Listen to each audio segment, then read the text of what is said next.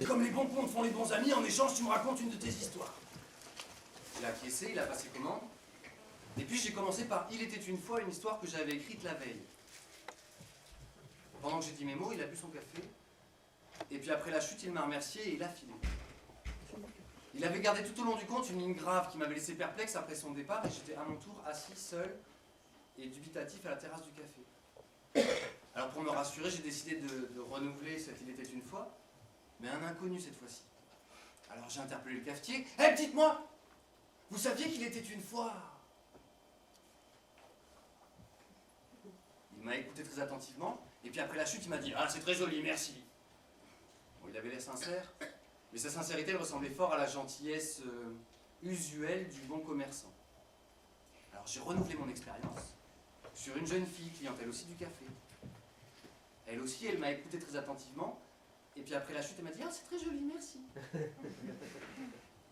Mais pas une critique. Pas d'autre commentaire que « c'est joli ». Bon, moi j'étais content que l'histoire plaise, mais elle avait pas l'air de toucher ses auditeurs. En début d'après-midi, j'appelle mon ami au téléphone. « Allô? Oui, c'est nous, écoute, tu m'as rien dit sur le compte de ce matin. »« J'ai pas le temps, là, passe ce soir à la maison. » J'ai raccroché. Tout l'après-midi, j'ai ruminé mon compte, cherchant ce qui dedans provoquait la prise de distance de mon ami. Le soir, j'arrive chez lui, je sonne, il m'ouvre, et à peine passé le seuil de sa maison, je l'entends me dire sur un ton triste ou agressif, je sais plus très bien, « C'est du transgénique, ce compte !» Quoi? Bah oui, tu l'as écrit pour plaire. Ben c'est vrai qu'il plaît. Mais il touche pas, il manque de saveur.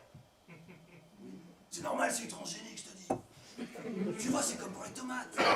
T'as les belles tomates qui ont vaguement le goût de tomate. Et puis t'as les tachetées, les imparfaites. Celles qui ont le goût du soleil qui les a nourries, de la terre dans laquelle elles ont bu. Ton histoire, elle est jolie, mais c'est du transgénique, je te dis. Alors il m'a servi un petit verre. Et puis il m'a expliqué ce que j'avais oublié dans mon histoire. La terre. Les hommes, le monde. Nous avons trinqué, puis il m'a demandé « Mais d'où viens-tu, monsieur Mouche ?» Je dis « Bah, comme toi, d'ici et de nulle part en même temps. »« Et qui es-tu ?»« Bah, comme toi, un homme, un apprenti homme. »« Et où vas-tu ?»« Bah,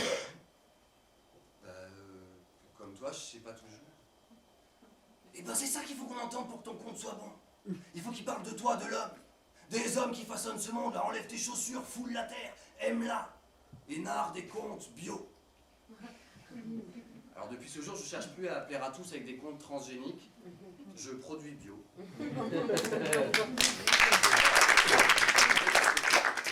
Si certains aiment, d'autres pas. Mais en tout cas, ça a changé ma façon d'écrire. Ma façon d'être aussi. Et puis ce qui est sûr maintenant pour moi, c'est que ce sont les bons amis qui font les bons contes. Du coup, c'est d'un bon ami que vient la première histoire que je voudrais vous raconter ce soir. Ça y est, ça a commencé. J'avais oublié qu'il fallait que ça commence à un moment, ben c'est maintenant, ça commence. Parce que c'est un ami qui est agriculteur en centre-Bretagne. Vous voyez où la Bretagne? Dans votre sens. Vous voyez où la Bretagne? Ouais. Dans le centre-Bretagne, c'est au milieu de la Bretagne. Et lui, il a un tracteur électrique, cet ami. Alors ça a l'air de rien, un tracteur électrique, mais ça permet d'entendre tous les petits bruits sous la terre qu'on n'entend pas quand on a un gros diesel.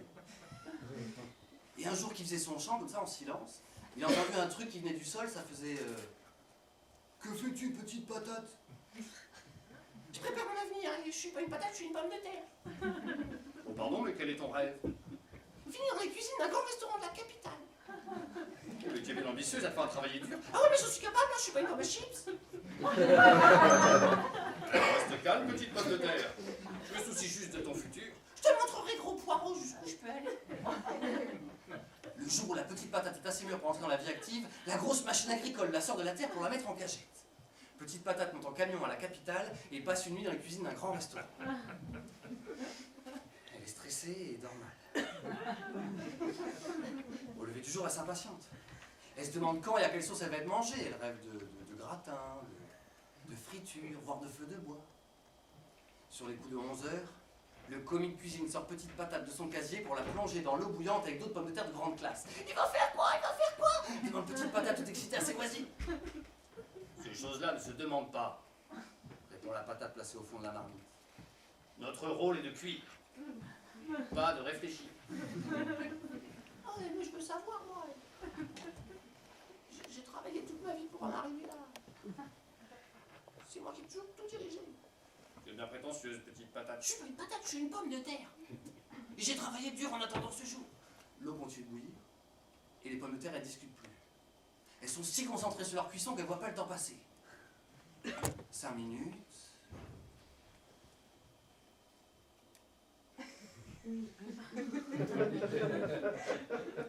On va écourter un poil, s'il vous plaît. 10 minutes. Un quart d'heure et personne ne vient les sortir de l'eau. Elles sont déjà bien cuites et le rêve tourne au cauchemar. Oubliée, elle s'inquiète et se décompose. Petite patate comprend alors mais trop tard qu'elle a travaillé dur toute sa vie pour finir en purée. C'est l'enfer. Tu vois, petite pomme de terre, tu as sacrifié ta jeunesse et tu t'affoles maintenant qu'il est trop tard. C'est ainsi que la petite pomme de terre qui avait de grands rêves disparut comme une vulgaire patate. Moralité...